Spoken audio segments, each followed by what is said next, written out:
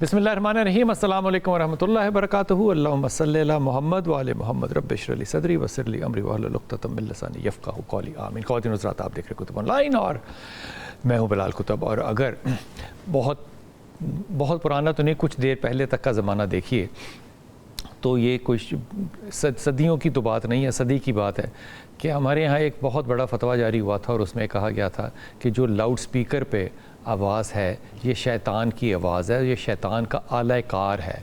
اس کے بعد کمال بات ہے کہ کوئی مسجد ایسی آپ نے پاکستان میں نہیں دیکھی ہوگی جس کے اوپر لاؤڈ سپیکر نہ لگا ہو. اب مجھے یہ نہیں پتا کہ یہ فتویٰ جو تھا وہ لیا کس نے واپس، لیکن اس کے بعد آپ کو تصویر کا فتویٰ بھی پتہ ہے کہ اس کے اوپر وہ حرام کا فتویٰ، قطعی طور پہ حرام کا فتویٰ آ گیا تھا. پھر اس کے بعد تصویریں جب علماء کرام نے خود شروع کر دیں اپنی، میں حج کی تصویر کی بات نہیں کر رہا، ہر طرح کی تصویر کی بات کر رہا ہوں. پھر اس کے اوپر فتوے کو تھوڑا سا امینڈ کر دیا گیا اس طرح سے کہ کچھ تصویریں جو ہیں وہ دانے دار ہوتی ہیں، کچھ جو ہیں وہ دانے دار نہیں ہوتی، کچھ ڈیجیٹل ہوتی ہیں، کچھ نان ڈیجیٹل ہوتی ہیں. میرا نہیں خیال یہ ڈومین علماء کرام کا ہے کہ وہ اس کے اوپر تباہ آزمائی کریں. وہ فتویٰ دینے سے پہلے سوچنا چاہیے تھا. ابھی ریسنٹلی آپ نے دیکھا ہے کہ ایک فتویٰ جو ہے وہ کراچی کے ملک بینک کی طرف سے آیا، جو مدرز ملک بینک کھولا. اس پہ ایک بہت بڑی جامعہ نے کراچی میں اس کے حق میں فتویٰ دے دیا. جب وہ فتویٰ دے دیا اور سوشل میڈیا پہ اس کی ٹرولنگ ہوئی، یعنی کہ اس کو بیٹ کیا گیا، تو انہوں نے وہ فتویٰ جو ہے وہ واپس لے کے یہ کہا کہ جناب ہمیں پورا علم نہیں تھا. تو حضور فتویٰ دینے کے لیے پورا علم ہونا چاہیے. یہ مذاق مسلمان اپنا خود بنواتے ہیں کہ وہ پہلے ان ڈومینز کے اندر، میں پنگے کا لفظ استعمال بالکل نہیں کر رہا، نہ کرنا چاہتا ہوں، اس چیز کے اندر گھستے ہیں جو کہ ان کی نہ انفارمیشن ہوتی ہے، نہ تعلیم ہوتی ہے، نہ علم ہوتا ہے، لیکن وہ اس کے اوپر اپنی رائے زنی کرتے ہیں اور اس حد تک کر دیتے ہیں کہ اس کو حلال اور حرام کی حدود تک لے جاتے ہیں. پھر جب واپسی کرنا پڑتا ہے تو انتہائی اپولوجیٹک قسم کے جو دلائل ہیں وہ قائم کرنے پڑتے ہیں. اب ریسنٹلی ایک انتہائی محترم شخصیت نے، میں محترم تنزن بالکل نہیں کہہ رہا، بالکل انتہائی محترم شخصیت نے یہ بیان جاری کر دیا اور ایک سوشل میڈیا پہ انٹرویو دیتے ہوئے ایک ٹیلی ویژن چینل کو یہ بیان کاری کیا. وہ پوڈ کاسٹ تھا یا وہ ٹیلی ویژن چینل تھا، بہرحال ٹیلی ویژن چینل کا ہی پوڈ کاسٹ تھا. اس میں انہوں نے فرما دیا کہ جناب چند سالوں سے مطلب ہے 4-5 سال میں رسول پاک صلی اللہ علیہ وسلم کی جو حجۃ الوداع کا جو خطبہ ہے وہ فرانس کے لوگوں نے جو ہے اپنی کسی ٹیکنالوجی کے ساتھ کیپچر کر لیا ہے، اور اس کو کیپچر کرنے کے بعد اب وہ اس پروسیس میں ہے کہ اس کو انہوں نے پبلک کرنا ہے. آپ سوچیے ذرا ایک سیکنڈ کے لیے، میری اس وقت ٹانگوں کے جو بال ہیں نا اور ہاتھوں کے جو بال ہیں وہ یقین کیجئے وہ انہوں نے مجھے بتایا کہ میرے جسم پہ وہ بال ہیں. آپ آواز نبی پاک 5 سال بعد سن سکتے ہیں. سوچئے کہ کیا بیان کتنی نرمی سے اور کتنے آرام سے دے دیا گیا. اگر یہ ایسا ممکن ہے تو پھر کیا چیزیں تبدیل ہوں گی یا کیا تبدیل ہونی چاہیے. رسول پاک صلی اللہ علیہ وسلم کی آواز میں خطبہ حجۃ الوداع ہی صرف تو نہیں آئے گا نا، پھر اس کے اندر مباہلہ بھی آ جائے گا، پھر غدیر خم بھی آ جائے گا، پھر خطبہ حجۃ الوداع جو ہے یہ بھی ہوگا. تو کیا باقی ساری چیزیں پہ بھی اثر پڑے گا یا نہیں، اس کے اوپر بات کریں گے. انتہائی محترم آج ہمارے ساتھ ہمیں جوائن کیا ہے جہلم سے انجینئر محمد علی مرزا بھائی نے. السلام علیکم مرزا صاحب. ڈاکٹر پیر طارق صاحب نے جو سیرت کے اسکالر ہیں لاہور سے. السلام علیکم سر. سر آپ اجازت دیں وہ جہلم میں بیٹھے ہیں، بسم اللہ ان سے مکالمہ شروع کرتے ہیں. محمد علی بھائی، یہ جو آپ نے بھی بات سنی ہوگی، اس میں پہلے تو آپ اپنی رائے دیجئے کہ یہ جو ہماری اتنے معتبر شخصیت نے ایک چینل کا پوڈ کاسٹ تھا اس پہ بیٹھ کے اتنی بڑی بات کی، کیا یہ واقعی آپ کے خیال میں ایز اے مکینیکل انجینئر، کیونکہ آپ سائنس کے طالب علم ہیں، کیا واقعی یہ پاسبل ہے اور یہ ہونے والا ہے؟ لا حول ولا قوة الا باللہ. اللہم صلی علی محمد وعلی آل محمد. شکریہ بلال بھائی، آپ نے مجھے موقع دیا اتنے سینسٹیو ٹاپک کے اوپر بات کرنے کے لیے، اور یہ بڑا ضروری تھا کہ کوئی بڑا میڈیا چینل اس ٹاپک کو موضوع بناتا تاکہ عوام الناس کو اس جھوٹ کی حقیقت پتہ چل جاتی. دیکھیں، قرآن حکیم میں اللہ تعالیٰ نے 10 کمانڈمنٹس نازل فرمائی ہیں جو جیوز اور کرسچنس کو دی تھیں. ان کا قرآنک ورژن سورہ بنی اسرائیل کے اندر آیا. ان میں 9th کمانڈ ہے وَلَا تَخْفُ مَا لَيْسَ لَكَ بِهِ عِلْمٌ إِنَّ السَّمْعَ وَالْبَصَرَ وَالْفُؤَادَ كُلُّ أُولَئِكَ كَانَ عَنْهُ مَسْئُولًا. اے انسان، کسی چیز کی پیروی اس وقت تک مت کر جب تک کہ تجھے اس کے بارے میں ڈیفینیٹ علم حاصل نہ ہو جائے. ٹھیک. بے شک کان، آنکھ اور عقل، دل ہو یا دماغ، اس کے بارے میں تم سے پوچھا جائے گا کہ تم نے ان 3 انسٹرومنٹس کو استعمال کر کے حق بات تک پہنچنے کی کوشش کیوں نہیں کی. اسلام جو ہے وہ توہمات کو چھوڑ کر ڈیفینٹ علم کی بات کرتا ہے، اور ڈیفینٹ علم 2 ہی ہیں. ایک ریویلڈ نالج ہے جو وحی کا علم ہے، قرآن و سنت کا علم جو اللہ تعالیٰ اپنے پیغمبروں کے ذریعے دیتا ہے انسانیت کو، اور دوسرا acquired knowledge, the knowledge obtained through observations and experiments، جسے ہم سائنس کا علم بھی کہتے ہیں. اور یہ سائنس کا علم اتنا محکم ہے کہ ہمیں کبھی وہم بھی نہیں آیا کہ پیٹرول کو آگ دکھائی جائے اور وہ بھڑکے نہ. حتیٰ کہ حضرت ابراہیم علیہ السلام نے نمرود کے دربار میں، بادشاہ کے دربار کے اندر، اپنے خدا کے ایک ہونے کی دلیل یہ پیش کی تھی کہ میرا رب وہ ہے جو مشرق سے سورج نکالتا ہے، اگر تو خدا ہے تو مغرب سے نکال. تو وہ ہکا بکا رہ گیا. یہ ایک فزیکل فینومین آف نیچر تھا، سائنٹیفک فیکٹس میں سے ایک چیز تھی جو حضرت ابراہیم علیہ السلام نے خدا کے وجود کے اوپر پیش کی. اب آ جائیں جو آپ نے سوال کیا، یہ بڑی غیر ذمہ داری کا مظاہرہ کیا ہے. میں یعنی اگر جذباتی قسم کا مسلمان ہوتا تو توہین مذہب کا فتویٰ بھی لگا دیتا اس قسم کے انٹرویو کنڈکٹ کرنے والوں کے اوپر اور اس طرح کے انٹرویو دینے والوں کے اوپر. لیکن چونکہ ہمارے ملک میں چیزوں کا غلط مطلب لے لیا جاتا ہے، اس لیے میں یہ کہوں گا کہ یہ صراحتاً توہین نہیں ہوئی، لیکن ان انٹینشنلی رسول اللہ صلی اللہ علیہ وآلہ وسلم کے بارے میں ایک جھوٹ منسوب کیا گیا. بخاری مسلم میں حدیث ہے، میری طرف جس نے بھی کوئی جھوٹی بات منسوب کی وہ اپنا مقام جہنم میں دیکھ لے. یہ جھوٹ اس لیے ہے کہ فرانس میں کوئی اس قسم کی تحقیق کر کے انہوں نے کوئی چیز دریافت نہیں کی ہے. اس طرح کے جھوٹ ہمیشہ سے مسلمان اپنے بھائیوں کا ایمان کا لیول بڑھانے کے لیے اپنے زوم میں پھیلاتے رہتے ہیں. آپ نے پہلے بھی سنا ہوگا، جاپان کے ایک ڈاکٹر نے تحقیق کی ہے کہ جی زمزم کا ایک قطرہ ڈال دیا جائے تو سارا پانی زمزم بن جاتا ہے. او بھائی، سعودی عرب والوں سے پوچھو، انہوں نے باقاعدہ ڈاکومنٹری بنائی ہے کہ زمزم میں گٹر کا پانی مکس ہوا، حاجی بیمار ہو رہے تھے. اب باقاعدہ انہوں نے ایک علیحدہ سے ایک فرم بنا دی ہے، ہائر کی ہے، جو ریگولر بیسس کے اوپر سیمپل لیتی ہے کہ زمزم میں کہیں پہ کوئی سیوریج کا پانی ایڈ نہ ہو جائے. لوگ بیمار ہو جاتے تھے تو سیوریج کا پانی تو زمزم نہیں بنا، اس کے ساتھ مکس ہو کے الٹا زمزم بیمار ہو گیا. یہ فزیکل فینومینا آف نیچر ہے، ان کو مرزانہ طور پہ اس طریقے سے پریزنٹ نہیں کیا جا سکتا. سائنس کے اسٹوڈنٹ ہونے کی حیثیت سے بالکل اس میں کوئی آر نہیں مجھے کہنے میں کہ یہ بالکل ایک سائنٹیفک بلنڈر ہے. جس قسم کے بلنڈر پہلے یہاں ہمارے میڈیا پہ آئے کہ جی پانی کے ذریعے گاڑی چل رہی ہے، وہ جس طریقے سے چلائی جاتی ہے نا، وہ کبھی بھی سائنس میں آؤٹ پٹ ان پٹ سے بڑھ نہیں سکتی. یہ بھی اتنا ہی بڑا بلنڈر ہے. ساؤنڈ ویوز کو ٹریول کرنے کے لیے میڈیم کی ضرورت ہوتی ہے اور وہ تھوڑی دیر بعد ڈکے ہو کے ختم ہو جاتی ہیں، پھر کبھی بھی وہ ریکارڈنگ نہیں ہو سکتی. یہ جن صاحب نے یہ بات کی ہے انہیں کہیں کہ فرانس والوں سے کہیں کہ سب سے پہلے جو آپ کے پروگرام کی ریکارڈنگ ہے نا، وہ ہمیں وہ ریکارڈنگ سنا دیں. یہ جو کچھ جھوٹ پھیلا کے اٹھے تھے نا اس پروگرام سے، اگر اسے اس وقت اس کی ساؤنڈ نہ ریکارڈ ہوئی ہوتی تو اس کو ریٹریو کر کے کوئی بتائے. 1400 سال کو تو چھوڑ دیں، 14 منٹ پہلے جو بات ہے اسے بھی جو ڈکے ہو چکی اگر اس وقت سٹور نہیں ہوئی وہ کبھی بھی ریٹریو نہیں کی جا سکتی. ساؤنڈ ویوز کی میتھمیٹکس انہیں پتہ ہی نہیں ہے. ساؤنڈ ویو کی جو رفتار ہے وہ نیوٹن نے پہلی دفعہ اس کا میتھمیٹیکل فارمولا اس کو ڈرائیو کیا تھا. اس کے بعد اس میں کریکشن لیپلاس نے کی تھی.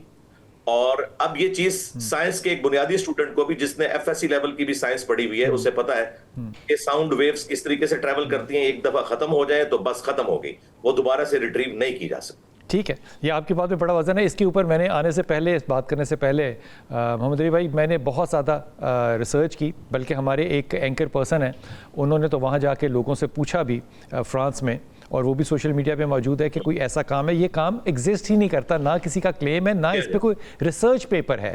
لیکن یہ ذوق جو ہے یہ ہمارے مذہبی طبقے کے اندر بڑا پرانا ہے کہ وہ ان چیزوں کے اندر توازمائی کرتے ہیں جن کا ان کو بالکل علم نہیں ہوتا، اور پھر ان کو واپس اپنے قدم لینے پڑتے ہیں اور اس کے اوپر ایک کیا کہنا چاہیے اپولوجیٹک اوپینین دینا پڑتا ہے. جس طرح کہ تصویر کی مثال دی، ملک بینک کی مثال دی، جس طرح کہ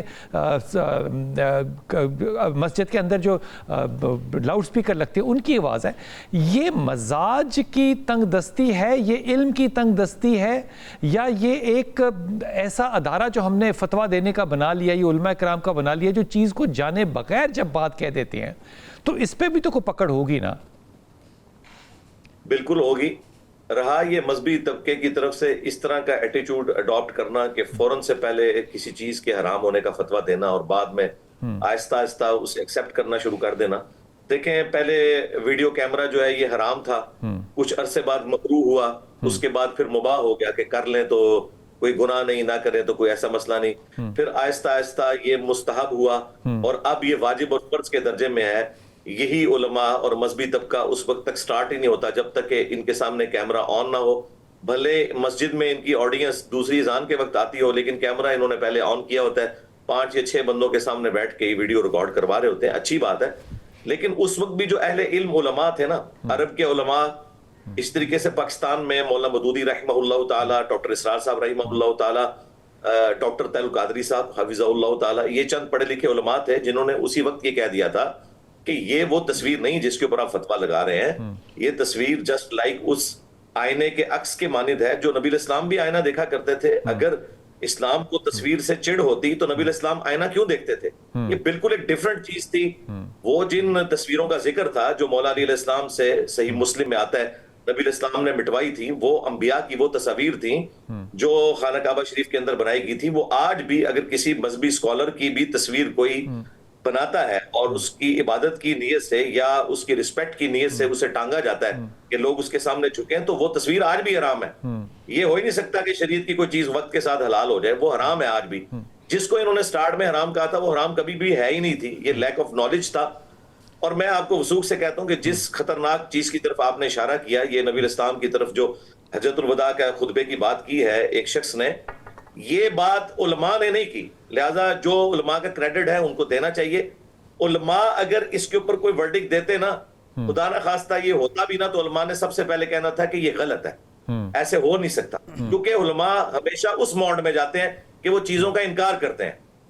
یہ موڈ کبھی بھی انہوں نے اڈاپٹ نہیں کرنا تھا جو ان صاحب نے کیا ہے۔ اور میں آپ کو بتاؤں، سب سے پہلے میں نے انٹلیکچوئل رد کیا ان کا، میری ویڈیو لاکھوں لوگوں نے دیکھی، اس کے بعد آہستہ آہستہ باقی لوگوں کو ہمت ہوئی۔ کئی علماء ان کے اپنے مکتب فکر کے جن کے ساتھ ان کا تعلق ہے، انہوں نے باقاعدہ ان کو بڑا جھاڑ پلائی ہے اس پہ اور ڈانٹا ہے کہ یہ آپ نے کیا حرکت کی ہے، اور بچ یہ اس لیے گئے ہیں کہ یہ ان کا تعلق اس مکتب فکر کے ساتھ ہے۔ ادروائز اگر یہ کسی اسکول آف تھاٹ سے تعلق رکھتے جو ان کے مخالفین کا ہوتا تو وہ علماء ان کے اوپر ابھی تک توہین مذہب کا الزام لگا کے خدا نہ خواستہ کوئی سو کالڈ عاشق رسول ابھی تک چڑھا چکے ہوتے ہیں۔ یہ آپ کی بات درست ہے۔ یہ جو مزاج ہے کہ ہم اس طرح کی باتیں کرتے ہیں، یہ چلیں تصویر تک اور دودھ تک اور آواز تک کا تو فتوے لگانے جو ہیں وہ تو سمجھ میں آتی ہے، لیکن جب آپ کی گفتگو چاہے وہ محبت کے زمرے میں ہو، لیکن ہماری جو قوم ہے، ہماری جو عوام ہے، یہ تو ایک نعرہ لگاتی ہے نا کہ لبیک یا رسول اللہ، میرے ماں باپ آپ پہ قربان، ہم جان قربان کریں گے۔ یہ عاشق رسول کلیمنٹ ہیں سارے لوگ۔ ان کلیمنٹس میں سے جب یہ اس طرح کی گفتگو آتی ہے جس کے اوپر تحقیق ہی نہ ہو اور وہ ایک ذمہ دار پلیٹ فارم سے جاری ہو جائے، تو تاثیر اس کی جو ہے وہ ہماری یوتھ کے اوپر تو جائے گی نا۔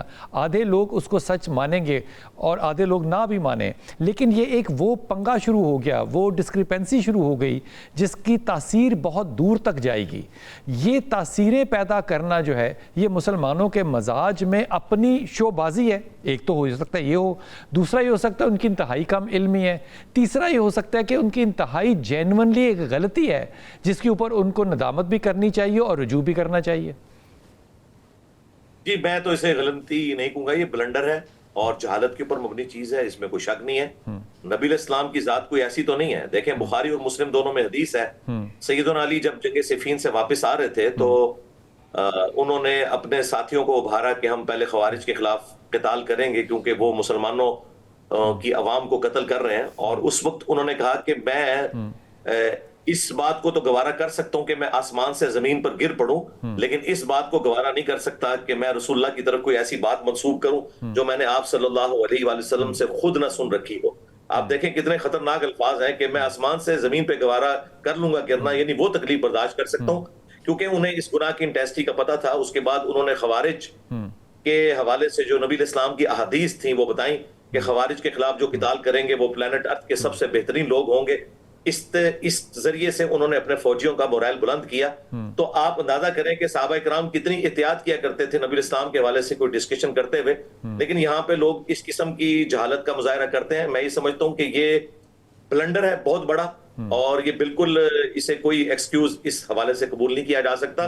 بندہ 10 دفعہ سوچتا ہے یہ بات کرتے ہوئے کہ میں بات کیا کرنے جا رہا ہوں، کس ہستی کے بارے میں کرنے جا رہا ہوں. بے شک. میرا خیال ہے کہ ہم کوئی بینیفٹ آف ڈاؤٹ اس طرح کے لوگوں کو نہیں دے سکتے.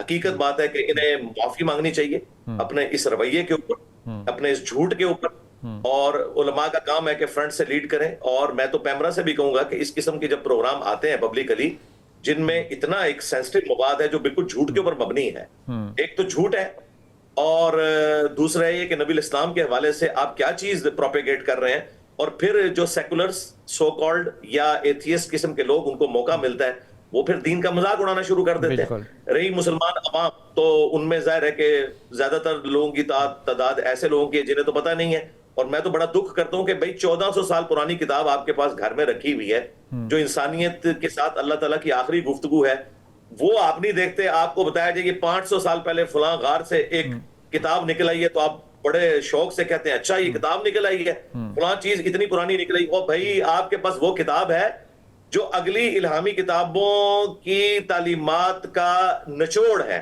یعنی اگر میں یہ کہوں کہ قرآن جو ہے وہ 10,000 سال پرانی کتاب ہے تو جھوٹ نہیں ہے. اس کی وجہ ہے کہ اس وقت بھی جو تعلیمات تھیں اللہ تعالیٰ نے وہ خاتم النبیین صلی اللہ علیہ وآلہ وسلم کے ذریعے امت تک پہنچا دی ہیں. تو ہمارے پاس سب سے بڑا جو ایسٹ ہے اللہ تعالیٰ کی طرف سے معجزہ رسول اللہ کا زندہ واحد معجزہ وہ قرآن ہے.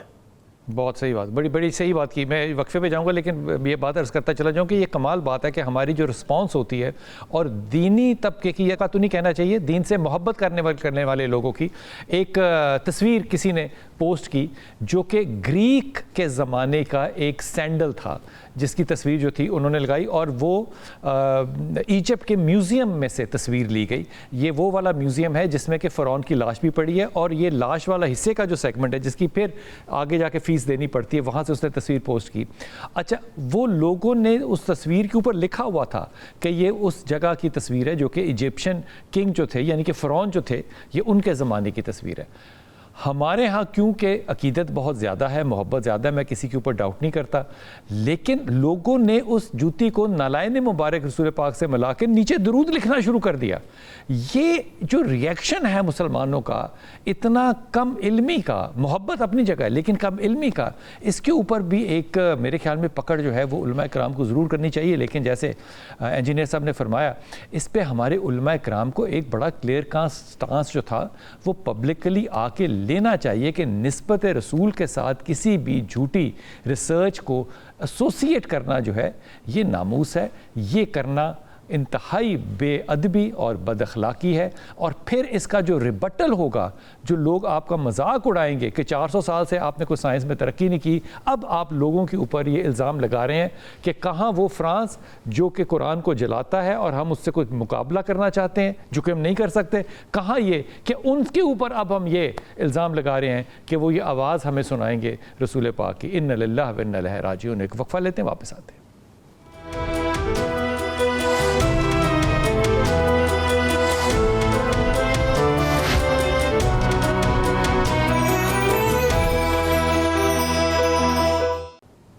بسم اللہ الرحمن الرحیم. حضور اقدس ایک ہدیتاً یہ آپ کو بات پیش کر رہا ہوں طارق صاحب. مسلمانوں کے ساتھ جب کفار کی جنگ ہوتی تھی تو جو کفار مکہ ہیں ان میں سے بڑے بڑے نام جو تھے جو بعد میں اسلام بھی قبول کیا، وہ جنگ کے اندر ایک بت جو ہے اس کو اٹھا کر لے کر جایا کرتے تھے. جس طرح ڈولی اٹھاتے ہیں نا، اس طرح وہ اٹھا کر لے کر جاتے تھے، اور ان کا یہ خیال ہوتا تھا کہ اس بت کی برکت کی وجہ سے ہم جنگ جیتیں گے. اس بت کا نام تھا حبل.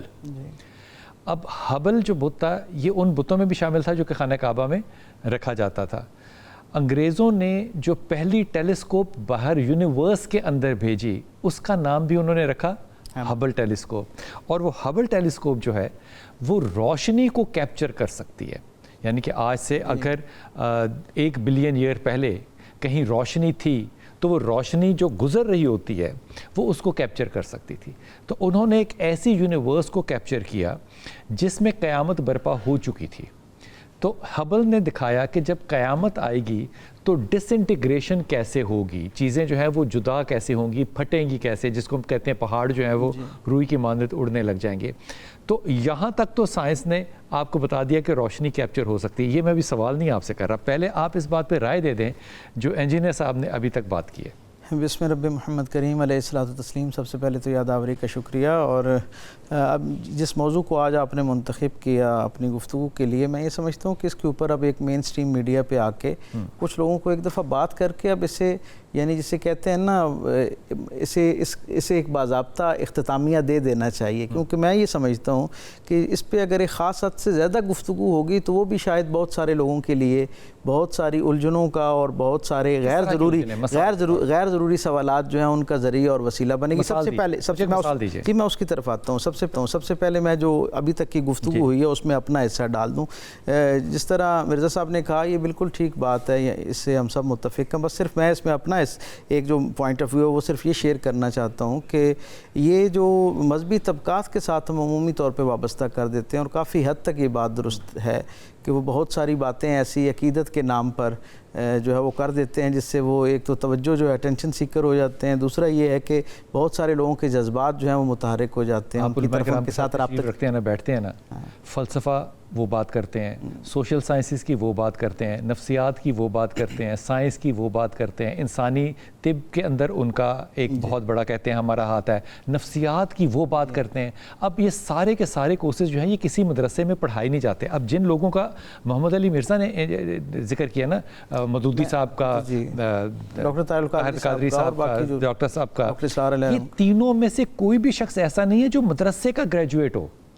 نہیں، میں کچھ اور بات کرنا چاہ رہا ہوں۔ میں یہ کہتا ہوں کہ جو دین سے ہمارے ساتھ، یہاں تک تو ہم اس سے متفق ہیں، اس لیے میں نے کہا کہ ہم بحث برائے بحث میں نہ جائیں، ہم ذرا بامقصد ہو سکے، جو کروڑوں لوگ ہمیں اس وقت دیکھ رہے ہیں ان کا وقت بچے، اور جہاں تک بات جس پہ ہم سب متفق ہیں اس سے آگے چلیں۔ میں صرف ایک توجہ دلانا چاہ رہا ہوں کہ عمومی طور پر اس میں کوئی شبہ نہیں کہ ہمارے مذہبی طبقہ جو ہے وہ فوری طور پر ایک دم جذباتی انداز میں، کیونکہ ان کا مزاج ہی جذباتیت پر مبنی ہوتا ہے، اور عمومی طور پہ جب علم کے ساتھ آپ کی، اور تازہ علم کے ساتھ جب آپ کی وابستگی نہیں ہوتی، تو پھر اس طرح کی جذباتیت جو ہے وہ بہت معمول کا حصہ ہے۔ لیکن یہ جو معاملہ ہے نا، آوازوں کا اکٹھا کیا جانا اور پھر اس سے کسی ماضی کے کسی ایک جو حصہ ہے یا ایک زمانہ ہے اس کے ساتھ متصل ہو جانا، جڑ جانا، اس کی خواہش کہہ لیں، یہ جو خبر انہوں نے دی ہے بیسیکلی اپنی طرف سے، میں یہ سمجھتا ہوں کہ ایک خواہش نما خبر ہے، یعنی ان کی خواہش ایک بندہ مومن کے طور پہ کہ سرکار دو عالم کی آواز سنی جائے، اس حد تک تو ان کو مارجن آف ڈاؤٹ دیا جا سکتا ہے۔ لیکن یہ خواہش جو ہے ان کی تو بطور مسلمان ہے، لیکن اس سے پہلے انسانی تاریخ میں ادب کے اندر، لٹریچر کے اندر بھی ایک بڑی تعداد میں ہمیں ایسے لوگ ملتے ہیں جن کی کہانیوں میں، جن کی تحریروں میں، جن کے افسانوں میں، شارٹ سٹوریز میں، اور خود ویسٹ کے اندر جن سے ہم بہت انسپائر ہوتے ہیں اور جنہیں ہم سمجھتے ہیں کہ وہ بڑے مبنی برعقل اپنا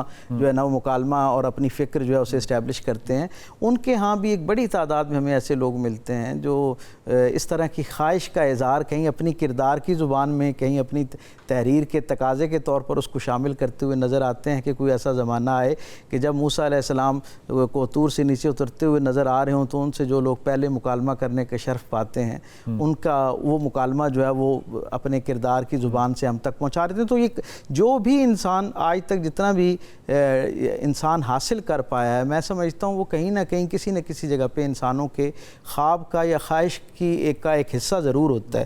یہ الگ بات ہے کہ یہ جس وقت آپ کی سرکار دو عالم صلی اللہ علیہ وسلم کے ساتھ نسبت قائم ہو جائے، یا کسی خیال کی، کسی خواب یا خواہش کی نسبت جو ہے وہ رسول اللہ صلی اللہ علیہ وسلم کے ساتھ ہو جائے، تو پھر احتیاط کے تقاضے جو ہیں وہ کئی گنا بڑھ جایا کرتے ہیں۔ میں یہ سمجھتا ہوں کہ ہمیں اس حوالے سے اپنی جو نئی نسل ہے، کیونکہ وہ بہت باخبر ہے اور جو جدید دنیا کے اندر جو کچھ ہو رہا ہے اس سے بھی وہ شاید ہماری نسبت زیادہ باخبر ہیں، ہمیں اس طرح کی عقیدت پر مبنی، میں تو اسے لایانی بات ہی کہوں گا یا بہت بعید از قیاس ایک بات کہوں گا، اسے اس طرح ڈسپلے نہیں کرنا چاہیے کہ 2030 کا لوگ انتظار کرنا شروع کر دیں اور لوگ اپنا کیلنڈر سیٹ کرنا شروع کر دیں، جیسے قیامت کا انتظار صدیوں سے ہو رہا ہے۔ اس نسبت سے زیادہ جو اس شعبے کے ماہر لوگ ہیں ان سے رائے لے کر، اس کے بعد یہ جو ہمارے ہاں فتوے کا تصور ہے نا، اس کے بارے میں بس ایک فکرہ عرض کرتا چلوں۔ ہم یہ سمجھتے ہیں کہ ہر معاملے میں جو دین کا آدمی ہے اسی نے ہی فتویٰ دینا ہے۔ اگر یہ کسی زندگی کے تقاضے میں ہم دین کے آدمی کی طرف رجوع کرتے ہیں نا، تو یہ اس کی اخلاقی ذمہ داری میں شامل ہے، اور اخلاقی سے بڑھ کے مذہبی ذمہ داری میں شامل ہے کہ وہ ریسرچ اینڈ ڈیولپمنٹ سے مراد ہے کہ جس شعبے کے متعلق اس سے بات کی جا رہی ہے اس کے ماہرین سے پوری رائے لے لے، اس کا ڈارک اینڈ بلیک نہیں بلکہ اس کا گرے زون جو ہے اس کو بھی پورا اسٹڈی کرنے کے بعد پھر وہ قرآن و حدیث کی روشنی آرگومنٹ نہ دے کہ مجھے اس وقت فتویٰ دیتے ہوئے پوری انفارمیشن. جی ہاں، وہ اس وقت پورے تسلسل کے ساتھ جو ہے پورے اسے جو علمی اس کے تقاضے ہیں ان کو ذہن میں رکھتے ہوئے پھر ایک رائے بنائے قرآن و سنت کی روشنی میں اور دین کے مزاج کی روشنی میں، تاکہ اس کو دوبارہ اپنی بات کو واپس نہ لینا پڑے، بالکل ٹھیک ہو گیا. معاندت نہ کرنا پڑے. مرزا صاحب، سوشل میڈیا کے اوپر بہت سے لوگوں نے اس کے اوپر نا کویسچن کیے، اور وہ کویسچن جو تھے ان کے اندر بہت سے طالب علم جو تھے وہ سوشل میڈیا پہ ایکٹیو بھی ہیں، اور ظاہر ہے وہ اس بات کو شاید کرنا چاہیں اپنی یونیورسٹیوں میں یا نہ کرنا چاہیں، لیکن یہ زیادہ تر جو ہے یہ یوتھ ہے ہماری. مثال کے طور پہ بہت سے بچوں نے یہ بھی پوچھا کہ جناب فرض کیجئے مفروضے کے طور پہ اگر یہ بات سچ ہے جو کہ ہمارے ایک دوست نے کہی، تو اس بات کی سچائی کے بعد کیا مسلمان اپنے اندر اتفاق رکھ سکیں گے؟ مثال کے طور پہ کیا مسالک جو ہیں وہ صحت مند طریقے سے آگے اسی طرح چل سکیں گی؟ کیا عقائد کی جو دنیا ہے جن میں کہ ہمارے بزرگان دین جو ہیں وہ بھی شامل ہیں، اور یہ جو بیعت کے سارے سلسلے ہیں، کیا وہ جو سارے معاملے ہیں پھر اسلام کے جو کہ جس کے اوپر ہم سمجھتے ہیں کہ یہ اسلام ہے اور اس پہ بیسڈ ہیں، وہ سارے کے سارے جو پیرامڈ بنے ہوئے ہیں، پھر ان کا مستقبل جو ہے وہ کیا ہوگا؟ دیکھیں، سائنس کے اسٹوڈنٹ کی حیثیت سے پلس ایک اپنی آخرت کی فکر کرنے والے مسلمان کی حیثیت سے میں تو پہلے کیٹاگوریکل ڈینائی کروں گا. میں اپنے دلائل سامنے رکھ چکا ہوں کہ یہ بالکل فرضی بات ہے. چونکہ فرضی بات ہے، اس کی کوئی حقیقت ہی نہیں، لہذا اس کے بعد جتنی کرالوجیز بنائی جائیں گی وہ غلط ہے. لیکن آپ کا دل رکھنے کے لیے میں جواب دے دیتا ہوں کہ اگر حجۃ الوداع کی بات کی جائے تو حجۃ الوداع کا جو خطبہ ہے نبی صلی اللہ علیہ وآلہ وسلم کا، وہ کئی ایک خطبات ہیں آپ کے جو اویلیبل ہیں. مثلاً بخاری اور مسلم میں آپ کا ڈیٹیل خطبہ ہے جو منا کے میدان میں آپ نے عید والے دن دیا تھا 10 ذوالحجہ کو 11 ہجری کے اندر. اور وہ چونکہ ٹائم نہیں، ورنہ کبھی اس کو ٹاپک بنائیں گے. اس کے بعد نبی الاسلام نے جو اس سے ایک دن پہلے یوم عرفہ کا خطبہ دیا تھا، وہ پورا ڈیٹیل خطبہ جو ہے وہ صحیح مسلم کے اندر موجود ہے. اس کے بعد المستدرک للحاکم میں اس کا کچھ حصہ موجود ہے. اس کے بعد جو غدیر خم کا خطبہ دیا وہ بھی صحیح مسلم کے اندر موجود ہے. یہ سارے خطبات ہمارے پاس ٹیکسٹ کی فارم میں موجود ہیں. اور مسند احمد میں وہ والا خطبہ موجود ہے حجۃ الوداع کا جو زیادہ مشہور ہوا کہ کسی گورے کو کالے پر، کسی کالے کو گورے پر کوئی فوقیت حاصل نہیں مگر تقوی کی بنیاد کے اوپر، اور جاہلیت کی تمام رسومات آج میرے قدموں کے نیچے ہیں. اور سب سے پہلے میں اپنے چچا کا سود معاف کرتا ہوں، اور تم سب کے سب انسان ہو، اور تمام انسان آدم علیہ السلام کی اولاد ہیں، اور آدم علیہ السلام مٹی سے بنائے گئے تھے. یہ ساری کی ساری باتیں آلریڈی موجود ہیں اللہ کے فضل سے. لیکن اس کے باوجود پریکٹیکلی کیا مسلمان آج بھی اس فطرے سے اپنے آپ کو آزاد کر سکے ہیں کہ انہوں نے جو اس قسم کی جو اختلافات ہیں لسانیت کی بنیاد کے اوپر، قومیت کی بنیاد کے اوپر، کیا انہیں بھلا دیا؟ تو میرا خیال ہے پاکستان میں تو مسلمان شرمندہ ہے کہ ہم نے ایک مسلمان نے دوسرے مسلمان کا گلا کس بنیاد کے اوپر کاٹا ہے، اور کس طریقے سے آج پولیٹیکل لیڈرز کی محبت میں ایک دوسرے کی عزت سوشل میڈیا پہ اچھالی جا رہی ہے. اب وہ آخری بات جس کی طرف آپ نے اشارہ کیا کہ آ گیا تو اس کے بعد کیا ہوگا؟ اس کے بعد وہی کچھ ہوگا جو قرآن کے ساتھ ہو رہا ہے. یعنی قرآن کے پہلے صفحے پہ لکھا ہوا ایاک نعبد و ایاک نستعین. اس واضح آیت کے ہوتے ہوئے یہ ہو ہی نہیں سکتا تھا کہ انسان اللہ تعالیٰ کے سوا کسی اور ہستی کو اس حوالے سے پکارتا کہ اسے اپنی دعاؤں میں اسے مدد مانگتا. تو لیکن آپ دیکھ رہے ہیں ایک تو مسئلہ ہے وسیلے اور توسل کا، وہ ایک اختلافی مسئلہ ہے، وہ بالکل ڈیفرنٹ چیز ہے، اس پہ ہم کوئی فتویٰ نہیں لگاتے. اصل چیز یہ ہے کہ ہم نے عبادت بھی اللہ کی کرنی ہے، اور عبادت کی اعلیٰ ترین شکل یعنی دعا وہ صرف اللہ ہی سے مانگنی ہے. اَمَّن یُجِیبُ الْمُضْطَرَّ اِذَا دَعَاهُ، بھلا بتاؤ تو کون ہے جو مصیبت اور پریشانی میں گھرے ہوئے شخص کی فریاد کو سنتا ہے اور اس سے اس کی تکلیف کو دور کرتا ہے اور تمہیں زمین پہ اگلوں کا خلیفہ کرتا ہے. کیا اللہ کے ساتھ کوئی اور معبود بھی ہے؟ اِلَٰهٌ مَّعَ اللَّهِ قَلِيلًا مَّا تَذَكَّرُونَ. اسی کانٹیکسٹ میں میں آخری ایک بات، مولا علی علیہ السلام جب جنگ صفین سے واپس آ رہے تھے تو انہوں نے حسن ابن علی کو ایک خط لکھا، مکتوب نمبر 31 اہل تشیع کی کتاب جسے اہل سنت بھی مانتے ہیں، منہاج جو نہج البلاغہ، اس میں یہ موجود ہے، آپ خود کھول کے پڑھ سکتے ہیں. اور یہ جو میں نے آیت پڑھی الہ مع اللہ، یہ شیعہ کے صبح شام کے اذکار میں موجود ہے، یہ قرآن کی آیت ہے. لیکن مکتوب نمبر 31 میں آپ دیکھیں مولا علی اپنے بیٹے سے کہتے ہیں کہ یہ اس بوڑھے باپ کی وصیت ہے جس نے عنقریب مر جانا ہے، اور زندہ رہنے والی اللہ کی ذات ہے. یہ وہ باپ ہے جس نے زندگی کے نشیب و فراز دیکھ لیے، اور اب وہ اپنے بیٹے کی طرف نصیحت کر رہے ہیں، اے میرے بیٹے یاد رکھنا کہ زمین و آسمان کا خالق اور مالک اللہ کی ذات ہے، اور محض اس نے اپنی کرم نوازی سے اجازت دی ہے کہ اس سے مانگا جائے تاکہ وہ لوگوں کو عطا کرے. اے میرے بیٹے, جب بھی تجھے کوئی مصیبت اور پریشانی ہو تو صرف اللہ ہی کو پکارنا, اور یاد رکھنا بیٹے حسن, اللہ کی بارگاہ وہ دربار ہے کہ اس نے اپنا کوئی دربان بھی مقرر نہیں کیا کہ اس کی اجازت سے اس کے پاس جایا جائے. وہ انسانیت کا میگنا کارٹا جو ہمارے استاد ڈاکٹر اسرار صاحب کہتے تھے, وَإِذَا سَأَلَكَ عِبَادِي عَنِّي فَإِنِّي قَرِيبٌ أُجِيبُ الدَّعْوَةَ الدَّاعِ إِذَا دَعَانِ. اے محبوب صلی اللہ علیہ وآلہ وسلم, جب میرے بندے تم سے میرے متعلق پوچھیں تو تم فرماؤ میں تمہارے بالکل قریب ہوں, ہر پکارنے والے کی پکار کو سنتا ہوں, اور شرط یہ ہے کہ لوگ بھی میرا حکم مانے اور مجھ پہ ایمان لائیں جیسا کہ ایمان لانے کا حق ہے. آپ کی بات انجینئر صاحب اس بات پہ تھوڑی سی توجہ فرمائیے کہ آپ نے جو بات بتائی وہ بالکل بڑی اچھی, اور ایک اچھے طالب علم کی طرح جو کہ سائنس کا بھی طالب علم ہو اور حدیث اور قرآن کا بھی طالب علم ہو, کہ اللہ کے رسول کے جو خطبات ہیں وہ ہمارے پاس ڈاکیومنٹڈ ہیں, اور ایک جگہ ڈاکیومنٹڈ نہیں ہے, سیریز آف ڈاکیومنٹیشن ہے. اب ان سیریز آف ڈاکیومنٹیشن کے باوجود اگر آپ, میں انتہائی احتیاط کے ساتھ یہ بات کہہ رہا ہوں کہ میں تمہارے درمیان دو چیزیں چھوڑ کے جا رہا ہوں. اب یہاں پہ بھی مسلمانوں نے تشریح کے اندر دو چیزیں ڈال دیں, اہل بیت کو بھی ڈال دیا اور سنت کو بھی ڈال دیا. دوسری طرف غدیر خم کا اگر دیکھیے تو وہاں پہ الفاظ کی جو ترجمانی ہے وہ مختلف انداز سے کرنے لگ گئے ہیں. کیا ہمارا یہ کام ہے کہ ہم اللہ کے رسول کے دیے ہوئے خطبے جو ریکارڈڈ ایویڈنس کے طور پہ موجود ہیں اپنی اپنی مسالک یا اپنی اپنی محبتوں کے مطابق ان کو انٹرپریٹ کریں؟ بالکل ایسا نہیں کرنا چاہیے. دیکھیں, نبی علیہ السلام کو اللہ تعالیٰ نے جوامع کلمات کے ساتھ بھیجا. بخاری مسلم میں حدیث ہے, مجھے اللہ تعالیٰ نے جوامع کلمات کے ساتھ مبعوث کیا ہے. میں مختصر بات کرتا ہوں لیکن وہ اتنی جامع ہوتی ہے کہ تمام ٹاپکس کو کور کرتی ہے. انما الاعمال بالنیات ایک مختصر سا فکرہ ہے لیکن اس کے اندر کیا قیامت چھپی ہوئی ہے. اب جو آپ نے خطبات کا ذکر کیا تو اس میں کوئی شک نہیں ہے کہ یہ سنی شیعہ کنفلکٹ جب امت میں ہے تو اس کی وجہ سے یقیناً دونوں طرف سے بڑی سخت زیادتی ہوئی ہے. ٹیکسٹ کچھ اور کہہ رہا ہوتا ہے, اور جان بوجھ کے جو عقائد اور نظریات صدیوں سے فرقوں کے بڑوں نے ان کے اندر پھیلا دیے, انہیں جسٹیفائی کرنے کے لیے ان کو باقاعدہ ٹیکسٹ بھی دکھا دیا جائے. جو میں نے آپ کو مثال دی کہ قرآن کے پہلے صفحے کے اوپر لکھی ہوئی ہے ایک بات, ٹیکسٹ میں بالکل واضح ہے.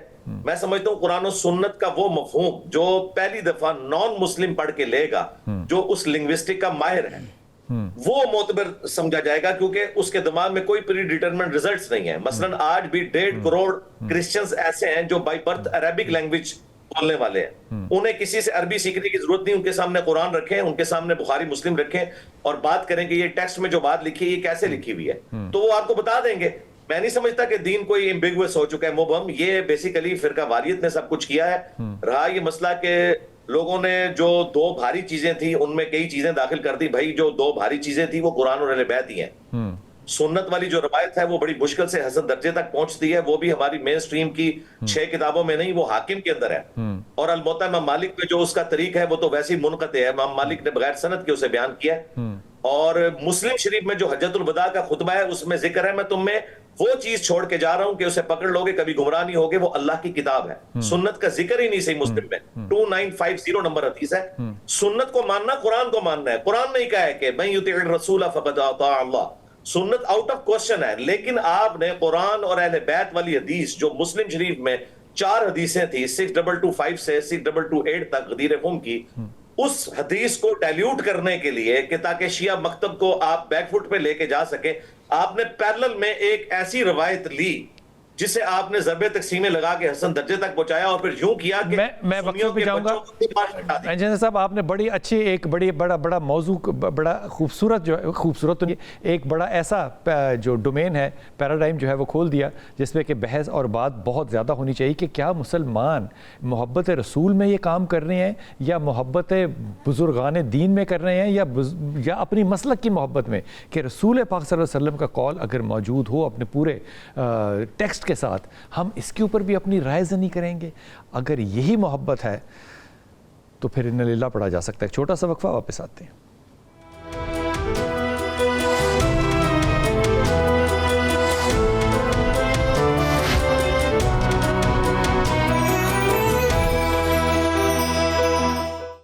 بسم اللہ الرحمن الرحیم. دیکھیے, اگر میں ابھی وقفے میں سوچ رہا تھا کہ یہ جتنی بھی باتیں ابھی تک محمد علی مرزا نے اور ڈاکٹر صاحب نے کی ہیں, کتنی خطرناک بات ہے, یا میں کیا کہوں کہ میں کوئی غلط بات نہیں کہنا چاہتا, مسلمانوں کو اس بات پہ شرم بھی نہیں آتی کہ کہاں یہ بات کہ ہمارے بچے جو رسول پاک پہ قربان ہوں، ہماری جانیں قربان ہوں، ہم نماز سے رسالت کے اوپر پہرے داری ہیں اور پہرا کریں گے، اور اس کے بعد جو بیچنے کے لیے جو سودا لے کر آتے ہیں وہ یہ کہ کفار نے یہ بتانا ہے ہمیں کہ رسول پاک صلی اللہ علیہ وسلم کی آواز جو ہے وہ آپ تک ہم پہنچائیں گے، اور پھر اس کے اوپر ایک اور فتنہ. مطلب اتنا خدا کے واسطے مسلمانوں کے پاس سوچنے کا کوئی ظرف تو ہونا چاہیے. ایک بات جو تذلیل کی طرف آپ کو لے کے جا رہی ہو، وہ بھی آپ اپنے آپ کو کہتے ہوئے شرم اور حیا نہیں آتی. میں کیا کہہ سکتا ہوں، اسے دعا کر سکتا ہوں. لیکن یہ محرم کی آج پاکستان کے اندر پہلی تاریخ ہے، اور اگر پہلی تاریخ کو دیکھا جائے تو حضرت آدم علیہ السلام سے لیجئے،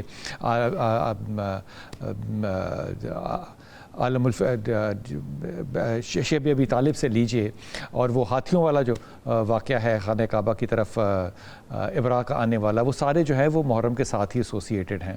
اور ڈاکٹر صاحب اس پہ ایک تو یہ فرما دیجئے گا کہ سب سے پہلے جو آپ کی توجہ میں دلوانا چاہتا ہوں کہ محرم کی اہمیت ان ساری باتوں کے ساتھ ظاہر ہے جڑی ہوئی ہے، شہادت بالکل ایک الگ پہلو بھی اگر لے لیں تو، لیکن شیب ابی طالب کی مجھے ایک خاص اہمیت اس لیے نظر آتی ہے کہ ایک تو ہاشمیوں کو آئسولیٹ کر دیا گیا، لیکن جب ہاشمیوں کو آئسولیٹ کر بھی دیا گیا تو میں آج کے موضوع سے اس کو جوڑنا چاہ رہا ہوں، اس کے باوجود کچھ روایتوں میں 40، کچھ میں 50، 60، 70، 80، 84 تک یہ روایتیں جاتی ہیں کہ صحابہ اکرام باہر موجود ہیں، لیکن میرے نبی پاک نے 2 سال 8 مہینے کے قریب جو ہے وہ تنہائی اور بھوک کاٹی، جب تک کہ اللہ نے انٹرفیرنس نہیں کی. اللہ کی انٹرفیرنس آئی اور پھر معاملہ جو ہے وہ درست ہوا. تو یہ جو اللہ کے رسول سے دعوی محبت ہے، یہ کچھ زیادہ ہی نہیں کر رہے ہم، جبکہ کرنے کی جب باری آتی ہے تو سنت رسول کے اوپر چلنا، چاہے وہ رفع دینی ہو، وہ جو ہے وہ ہمیں کھٹک جاتا ہے اور وہاں پہ مسلک آڑے آ جاتی ہے. یہ مزاج کب؟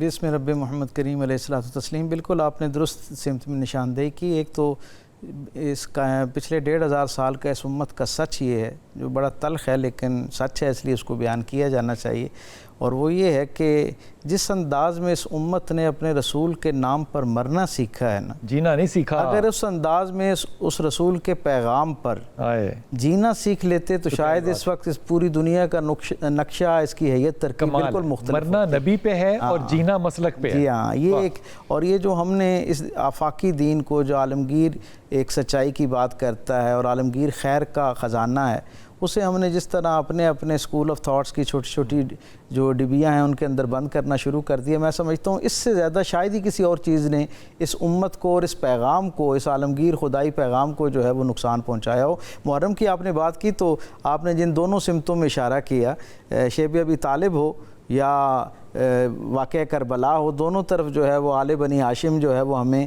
اللہ کی رضا کے لیے قربانی دیتے ہوئے نظر آتے ہیں. شیب ابی طالب کا معاملہ تو یہ ہے کہ میرے کریم رسول صلی اللہ علیہ وسلم سے جب مشرکین مکہ بالاتفاق آپس میں طے کر لیتے ہیں کہ ہم نے آپ کا جو ہے وہ راستہ روکنا ہے اور آپ کا سوشل بائیکاٹ کرنا ہے، تو اس وقت بھی اللہ اپنے محبوب کی معیت کے لیے جو آل بنی ہاشم ہے اس کا انتخاب کرتا ہے، اور وہ حضور کے ساتھ وہاں جاتے ہوئے نظر آتے ہیں. 2 منٹ ہے علی بھائی، آپ کو شامل کرو. علی بھائی اس پہ آپ کوئی بھی کنکلوڈنگ ریمارک دینا چاہیں تو دیجیے گا. مجھے اس بات پہ بڑا دلی طور پہ دکھ ہوتا ہے کہ ہم نعرہ تو لگاتے ہیں رسول پاک صلی اللہ علیہ وسلم سے محبت کا، لیکن جب کام کرنے کی بات آتی ہے تو تب ہماری مسالک جو ہیں وہ ہمارے آگے زیادہ اہم یا امپورٹنٹ بن جاتی ہے. یہ درست بات ہے یا میں اپنے اس نظریے کو بدل لوں؟ بالکل، یہ تو آپ نے صدیوں کا جو پرابلم ہے مسلمانوں کا اسے ایک جملے میں جمع کر دی ہے. بالکل آپ درست سمجھیں. اور دیکھیں اس وقت پریکٹیکلی سب مکاتب فکر نے چند جو ریچولز ہیں یعنی رسومات انہیں پکڑ لیا ہے، اور چند ہستی ہیں جن کے ساتھ انہوں نے اپنی ایکسٹراڈنری عقیدت شو کی ہے اور باقیوں کو نیگلیکٹ کیا ہے. مثال کے طور پہ یعنی اس وقت سب کانٹیننٹ میں سب سے بڑا جو مکتب فکر ہے وہ بریلوی مکتب ہے. انہوں نے پریزنٹ یہ کیا ہے کہ جیسے رسول اللہ صلی اللہ علیہ وآلہ وسلم کے ساتھ عشق صرف ہم ہی کو ہے، اور جس طریقے سے ہم عشق کے دعوے دار ہیں اور اسے سیلیبریٹ کر رہے ہیں وہی صحیح ہے، اور جو اس طریقے سے نہیں کر رہا وہ شاید عاشق رسول ہی نہیں، نعوذ باللہ. اچھا، اس کے بعد آپ آ جائیں دیوبند مکتب کی طرف. انہوں نے مسالک کا نام نہ ہی لیں تو بہتر ہے. اچھا چلے ٹھیک ہے. ایک اور مکتب فکر جس نے صرف صحابہ کرام کے ساتھ اپنی عقیدت کو وابستہ کیا اور باقی جو ہستی ہیں ان کو اس طریقے سے نیگلیکٹ کر دیا. اور ایک اور مکتب فکر ہے جس نے اہل بیت علیہم کے حوالے سے اپنے آپ کو یہ بتایا کہ ہم ان کے کسٹوڈین ہیں، ان کے لیے ہم صرف بات کرتے ہیں، باقی سب لوگ انہیں نیگلیکٹ کر چکے ہیں. اور اس طریقے سے ایک مکتب فکر ہے جو توحید کی بات تو کرتا ہے لیکن بعض اوقات وہ توحید بیان کرتے کرتے رسول اللہ صلی اللہ علیہ وآلہ وسلم، صحابہ اور اہل بیت کی توہین بھی کر جاتا ہے. تو یہ ایک بہت بڑا المیہ ہے. بالکل طاہر، آپ نے بڑی محمد علی آپ نے نشاندہی کی، یہ بہت بڑا المیہ ہے. میں اس دعا کے ساتھ ہوں کہ اللہ تعالی ہمیں نبی پاک صلی اللہ علیہ وسلم کی صحیح محبت، اور وہ محبت جو کہ ڈیو ہے، جو کہ اللہ چاہتا ہے جس طرح کہ نبی کو سمجھا جائے، جس طرح نبی چاہتا ہے کہ نبی کو سمجھا جائے، اس طرح سمجھنے کی ہمیں توفیق عطا فرمائے. اپنی دعا میں یاد رکھیے گا. اللہ آپ کو آسانیاں دے اور آسانیاں بانٹنے والوں میں سے رکھے.